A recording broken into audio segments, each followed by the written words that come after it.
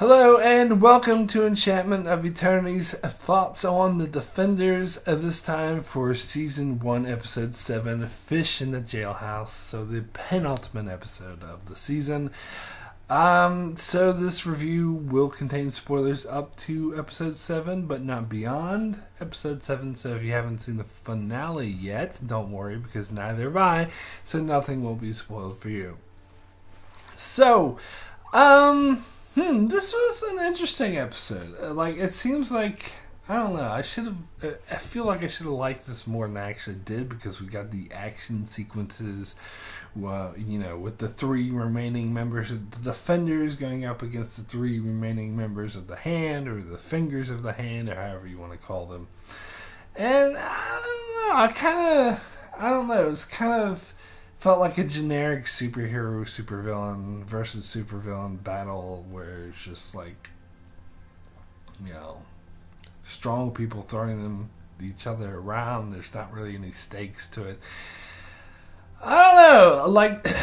There's only one episode left, and so far I haven't been that impressed with the action sequences. We haven't had anything like a Daredevil hallway scene, and for the most part, the show hasn't really been that super intense. It's just kind of been generic, really. And I think the thing I liked best about this episode was the character interactions. I love the moment where they needed to get to the headquarters, but they had no way of getting there other than to take the subway, and to see them on the subway just sitting there across from people, and it really differentiates them from other superheroes, so like the Avengers who fly in a fancy jet, or Batman who's like super rich and all this, and just to see them just like taking a subway with like a hobo sleeping across from them, and just like normal people just sitting, that was cool. And I love how Jessica, of course, takes the beer and just chugs the whole thing, and while she's sitting in between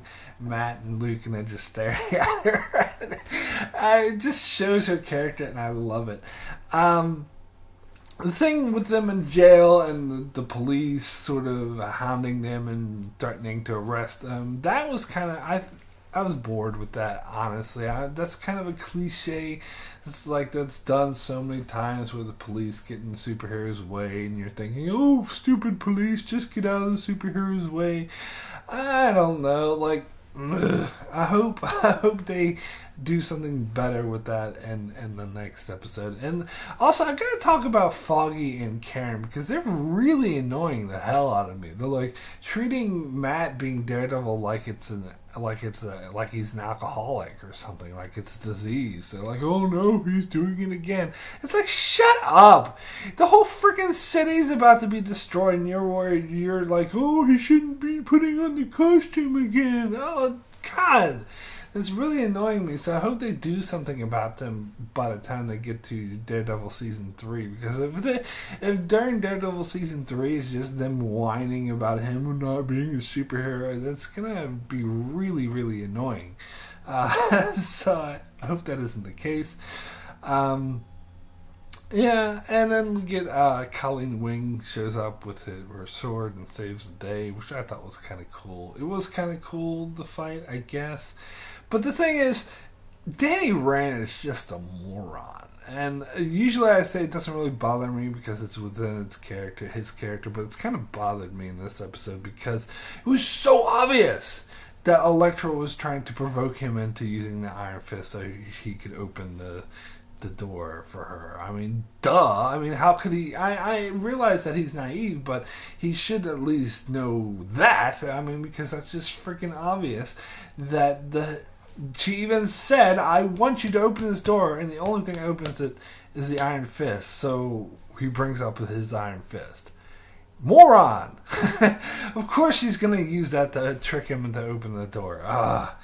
It's frustrating, and it seems like, oh, this is what they needed for the plot. So, yeah, it was an enjoyable episode. I wouldn't say it was bad, but, I wasn't overly blown away by it. So, but we'll see how the finale goes. Hopefully the finale can turn things around, so I will be back for that. Thanks a lot for watching.